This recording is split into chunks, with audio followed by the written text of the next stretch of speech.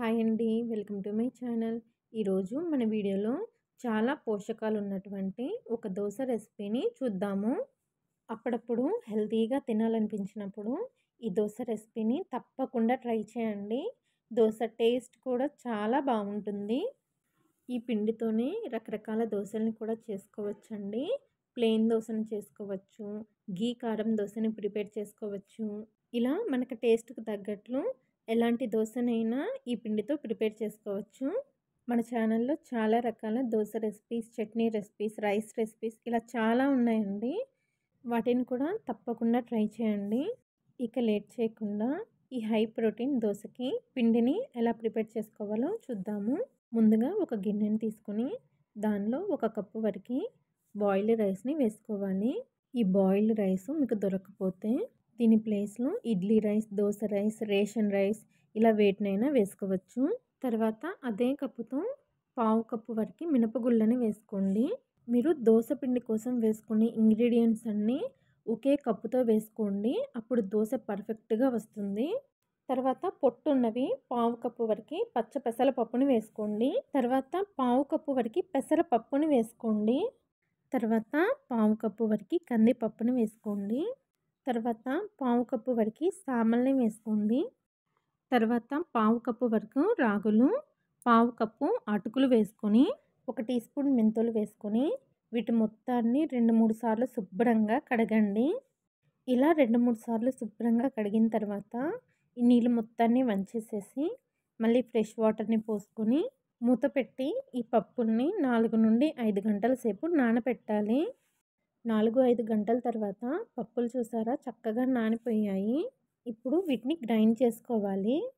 ఈ పప్పుల్ని మిక్సీలో అయినా గ్రైండ్ చేసుకోవచ్చు, గ్రైండర్లో అయినా గ్రైండ్ చేసుకోవచ్చు. నేనైతే గ్రైండర్లో గ్రైండ్ చేస్తున్నాను. గ్రైండర్లో తగినన్ని వాటర్ని పోసుకొని నానబెట్టాం కదా ఆ పప్పులు మొత్తాన్ని వేసేసుకోండి. ఇప్పుడు మనము ఇంగ్రీడియంట్స్లో తీసుకున్నాం కదా, దానిలో 1-2 పప్పులు కనుక మీ దగ్గర లేకపోతే ఆప్షనల్గా మీ దగ్గర ఉన్న వాటిని లేని వాటికి బదులు డబుల్ క్వాంటిటీలో తీసుకోండి.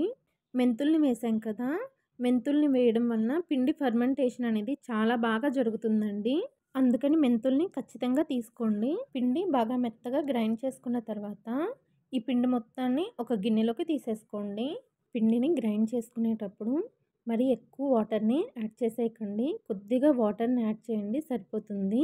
ఇలా గ్రైండ్ చేసుకున్న ఈ పిండి పైన మూత పెట్టేసేసి 6-8 గంటలు పిండిని పులియనివ్వండి. అంతకంటే ఎక్కువసేపు పిండిని పులియ పెట్టొద్దు. పిండి ఎక్కువసేపు పులిసిందంటే పుల్లగా అయిపోతుందండి.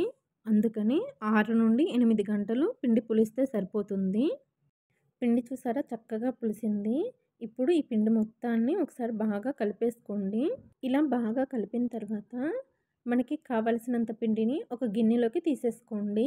తర్వాత మిగిలిన పిండిని ఫ్రిడ్జ్లో పెట్టేసేసి ఒక్కరోజు దోశలు వేసుకోవచ్చండి. తర్వాత దీంట్లో రుచికి తగినంత ఉప్పు, అవసరమైతే కొద్దిగా వాటర్ని వేసుకొని పిండి మొత్తాన్ని బాగా కలుపుకోండి. పిండి కన్సిస్టెన్సీ చూసారు కదా, ఈ విధంగా ఉండాలి. మనకి దోశల పిండి అయితే రెడీ అయిపోయింది. ఇప్పుడు దోశల్ని వేసేసుకుందాము. స్టవ్ పైన పెనాన్ని పెట్టి పెనం బాగా వేడైన తర్వాత కొద్దిగా నెయ్యి వేసుకొని టిష్యూతో కానీ కాటన్ క్లాత్తో కానీ నెయ్యిని ప్యాన్ మొత్తానికి స్ప్రెడ్ చేయండి. తర్వాత మంటని లోలో పెట్టి తగినంత పిండిని వేసి పిండిని వీలైనంత పలచగా స్ప్రెడ్ చేయండి. పిండిని స్ప్రెడ్ చేసుకున్న తర్వాత దోశ పైన కొద్దిగా తడి ఆరనివ్వండి. తర్వాత దోశ పైన కొద్దిగా నూనె కానీ నెయ్యిని కానీ వేసుకోండి. దోశ పైన నూనె కానీ నెయ్యి కానీ వేసి ఫ్లేమ్ని మీడియంలో ఉంచి దోశ ప్యాన్ని అటు ఇటు తిప్పుతూ దోశని కాల్చుకోండి. ఇలా చేయడం వలన దోశ ఈవెన్గా ఫ్రై అవుతుందండి. దోశ ఒకవైపు కాలింది కదా, ఇప్పుడు రెండో వైపుకు తిప్పి ఒక 30 సెకండ్లు దోశని కాలనివ్వండి. దోశ రెండు వైపులా కాలిన తర్వాత ప్లేట్లోకి తీసేసుకోండి. ఇదే పిండితో ఎలాంటి దోశలనైనా వేసుకోవచ్చండి. నేనైతే ఇదే పిండితో ఘీ కారం దోశను కూడా వేసుకున్నానండి. ప్యాన్ బాగా వేడైన తర్వాత కొద్దిగా నెయ్యి వేసి టిష్యూతో స్ప్రెడ్ చేసి ఫ్లేమ్ని లోలో పెట్టి దోశ పిండి వేసుకుని స్ప్రెడ్ చేసి దోశ కొద్దిగా తడి ఆరిన తర్వాత ఫ్లేమ్ని మీడియంలో ఉంచి దోశ పైన కొద్దిగా వెల్లుల్లి కారాన్ని వేసుకున్నాను. తర్వాత దోస పైన కొద్దిగా నూనె కానీ నెయ్యి కానీ వేసుకొని దోసని ఒకవైపు బాగా కాల్చుకొని రెండో వైపుకు తిప్పండి.